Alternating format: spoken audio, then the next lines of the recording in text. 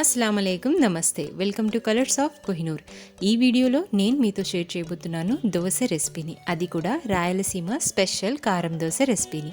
బ్యాటర్ని ఎలా తయారు చేసుకోవాలి, అలాగే అందులోకి పల్లి చట్నీని ఎలా తయారు చేసుకోవాలి, ఇంకా స్పెషల్ కారం రాయలసీమ కారాన్ని ఎలా తయారు చేసుకోవాలి అనేవి అన్నీ కూడా ఈ వీడియోలో చక్కగా ఉన్నాయండి. మొత్తం వీడియోనైతే చూసేయండి. మన ఛానల్లో బోల్డ్ అని రెసిపీస్ ఉన్నాయండి. ఇంకా చాలా ఇంట్రెస్టింగ్ వీడియోస్ కూడా ఉన్నాయి, వెళ్ళి ఒకసారి చెక్ చేయండి. మీకు ఛానల్ నచ్చితే తప్పకుండా నా ఛానల్ని సబ్స్క్రైబ్ చేసుకోండి.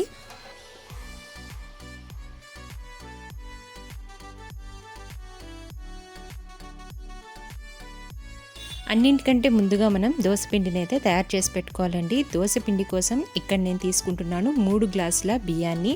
ఇక్కడ నేను తీసుకున్నదైతే రేషన్ బియ్యం. ఆల్మోస్ట్ ఆల్ రాయలసీమలో అందరూ రేషన్ బియ్యాన్నే తీసుకుంటారండి. ఈ బియ్యంతో దోశలు మంచి టేస్ట్ ఉంటాయి.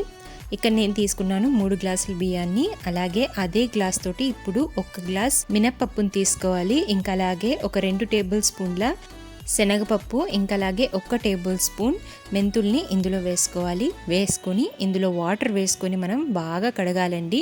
ఇది రేషన్ బియ్యం కాబట్టి ఒక 3 to 4 టైమ్స్ మనం దీన్ని మంచిగా వాష్ చేసుకోవాలి. మొత్తం బియ్యం అంతా కూడా వైట్గా వచ్చేలాగా మనం దీన్ని వాష్ చేసి పెట్టేసుకోవాలి.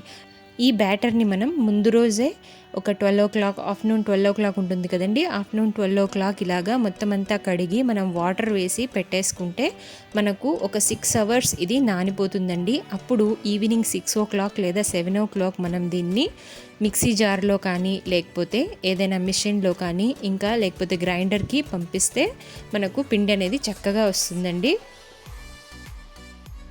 ఈ విధంగా వాష్ చేసేసి నానబెట్టేసుకోవాలి. మినిమం ఒక 6 hours దీన్ని నానబెట్టుకోవాలి. ఆ తర్వాత దీన్ని మనం మిక్సీ జార్లో కానీ లేదా గ్రైండర్లో కానీ వేసుకుంటే ఈ విధంగా మనకు గట్టి పిండి అనేది వస్తుంది. ఇలాగా గట్టి పిండి వచ్చిన తర్వాత మనం మూత పెట్టేసి ఆ నైట్ అంతా కూడా దీన్ని ఇలాగే వదిలేయాలి. మార్నింగ్ మనం మూత తీసి చూస్తే ఈ విధంగా మనకు పిండి అనేది మంచిగా ఉబ్బి ఉంటుందండి. చూడండి ఎంత మంచిగా ఉబ్బిందో. అలాగే ఒక ఫోమ్ లాగా ఉంది కదా, ఇలా రావాలి పిండి. ఇప్పుడు ఇందులో మనకు ఎంత పిండి కావాలో అంత పిండిని పక్కన తీసేసుకోవాలి. ఇంకా అలాగే మిగిలిన పిండిని ఒక బాక్స్లో వేసి మనం ఫ్రిడ్జ్లో పెట్టేసుకుంటే ఆ నెక్స్ట్ డే ఇంకా ఒక నెక్స్ట్ డే ఒక 2-3 days మనం ఇదే బ్యాటర్ని యూస్ చేసి మనం దోశలు అనేవి వేసుకోవచ్చు. ఇక్కడ నాకు ఎంత కావాలో అంత నేను తీసుకుంటున్నాను. ఈ విధంగా తీసుకున్నాక ఇందులోకి కొద్దిగా సాల్ట్, రుచికి సరిపడా సాల్ట్ వేసుకోవాలండి. అలాగే వంట సోడాని కూడా ఒక 1/2 టేబుల్ స్పూన్ వేసుకోవాలి.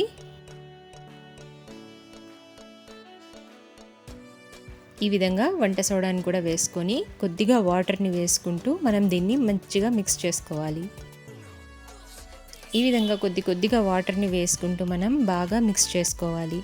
మరీ గట్టిగా కాకుండా అలాగని మరీ పల్చగా కాకుండా పర్ఫెక్ట్గా దోశ రావాలంటే మనకు మంచి కన్సిస్టెన్సీలో మనం దీన్ని మిక్స్ చేసుకోవాలి. అది కూడా ఎలాగనేది నేను ఇక్కడ చూపిస్తున్నాను, చూడండి.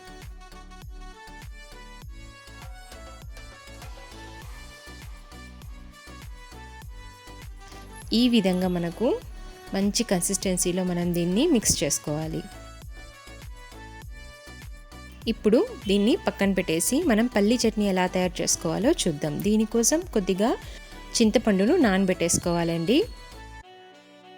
ఆ తర్వాత స్టవ్ మీద ఒక పాన్ని పెట్టేసి అందులోకి మనం పల్లీల్ని తీసుకోవాలి. ఈ పల్లీలన్నిటినీ మనకు ఎంత చట్నీ అయితే అవసరమవుతుందో అంత పల్లీలని ఇక్కడ మనం తీసుకోవాలి. ఇంకా అలాగే ఇందులోకి పచ్చిమిర్చిని వేసుకొని మంచిగా ఫ్రై చేసుకోవాలి. ఈ పల్లీలు అనేవి చాలా డార్క్గా ఫ్రై అవ్వకూడదు, అలాగని పచ్చిగా కూడా ఉండకూడదండి. మీడియంగా మనం ఈ పల్లీలని ఫ్రై చేసుకుంటే మనకు చట్నీ మంచి టేస్ట్ వస్తుంది. చట్నీ టేస్ట్ పల్లీ ఎలా ఫ్రై అయింది అనే దాని మీద అయితే ఆధారపడి ఉంటుందండి. ఇప్పుడు ఇలాగా మంచిగా ఫ్రై అయిన ఈ పల్లీల్ని మిక్సీ జార్లో వేసుకోవాలి. ఇంకా అలాగే ఇందులోకి ఒక 3 వెల్లుల్లిపాయ రెబ్బల్ని వేసుకోవాలి. రుచికి సరిపడా ఉప్పుని వేసుకోవాలి. ఇప్పుడు ఒక్కసారి మనం మిక్సీ జార్ని ఒక రౌండ్ ఇలా తిప్పుకోవాలి. ఆ తర్వాత ఇందులోకి మనం నానబెట్టిన టామరిండ్ ఉంటుంది కదా, అది వేసుకోవాలి. ఈ చింతపండును వేసుకున్న తర్వాత మళ్ళీ ఇంకో రౌండ్ మనం మిక్సీ జార్ని తిప్పేసి ఇందులోకి బాగా కడిగిన కొత్తిమీరని అయితే వేసుకోవాలి. కొత్తిమీరని వేసుకొని మళ్ళీ ఇంకోసారి మనం మిక్సీ జార్ని తిప్పుకోవాలి. ఈ విధంగా మంచిగా గ్రైండ్ చేసి పక్కన పెట్టేసుకోవాలి. ఇది కూడా అంతేనండి, గట్టి చట్నీ ఉంటుంది కదా, ఆ గట్టి చట్నీని కొద్దిగా మనకి ఎంత కావాలనుకుంటే అంత మనం తీసుకొని ఇందులోకి వాటర్ని మిక్స్ చేసుకోవాలి.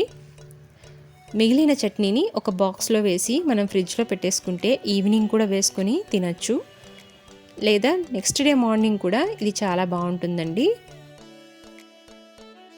ఈ విధంగా మనకి ఎంత చట్నీ కావాలనుకుంటే అంత చట్నీని మనం ఇలాగ మిక్స్ చేసి పక్కన పెట్టేసుకోవాలి. ఇప్పుడు మనం స్పెషల్ కారాన్ని ఎలా తయారు చేసుకోవాలో చూద్దాం.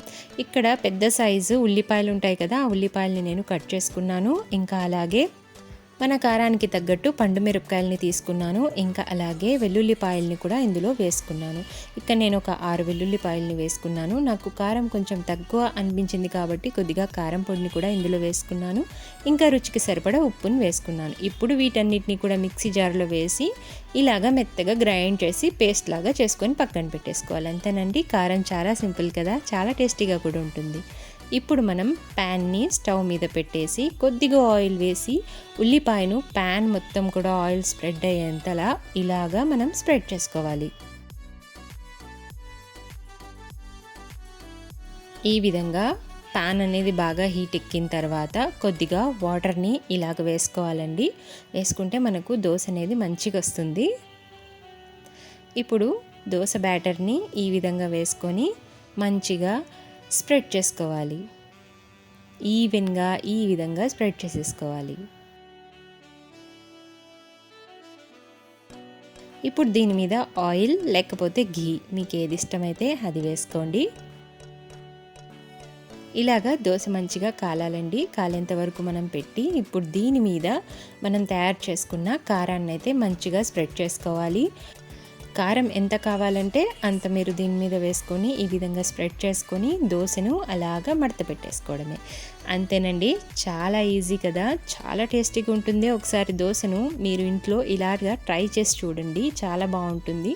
కొత్తగా మీరు ఎవరైనా నేర్చుకోవాలి దోశ ఎలా చేయాలి అనుకున్నా కూడా నా ఛానల్ మీకు మంచిగా ఉపయోగపడుతుంది. ఒకసారి అయితే ఇలాగా యాజ్ ఇట్ ఈజ్గా ట్రై చేసి చూడండి. ఈ విధంగా దోశలన్నీ కూడా ఒకదాని తర్వాత ఒకటి వేసుకోవాలి. ఈ కారం మీద మనం పప్పుల పొడిని కూడా వేసుకోవచ్చండి దోశ మీద. ఆ పప్పుల పొడిని ఎలా తయారు చేసుకోవాలంటే పప్పుల్ని తీసుకొని అందులో కొన్ని వెల్లుల్లిపాయల్ని వేసి అలాగే కొంచెం జీలకర్ర వేసి కొద్దిగా ఉప్పు కారం వేసుకొని మనం మిక్సీలో మంచిగా గ్రైండ్ చేసేసుకోవాలి. గ్రైండ్ చేసేసుకుంటే ఒక పప్పుల పొడి తయారైపోతుంది. అది మనం ఒక డబ్బాలో ఈ విధంగా స్టోర్ చేసుకున్నామనుకోండి, దోశ మీద కారం పూసుకున్న తర్వాత ఈ పప్పుల పొడిని ఈ విధంగా చిలకరించుకుంటే కూడా దోశ అనేది చాలా టేస్టీగా ఉంటుందండి. ఒకసారి ఇలా కూడా మీరు ట్రై చేసి చూడండి, చాలా బాగుంటుంది. మీకు ఎలా అనిపించింది ఈ దోశ? మీరు కూడా ఇలాగే దోశలు తయారు చేసుకుంటారా? నాకు కామెంట్ చేసి చెప్పండి. అలాగే నా ఛానల్ని తప్పకుండా సబ్స్క్రైబ్ చేసుకోండి. మీ ఫ్రెండ్స్కి, ఫ్యామిలీ మెంబర్స్కి షేర్ చేయండి.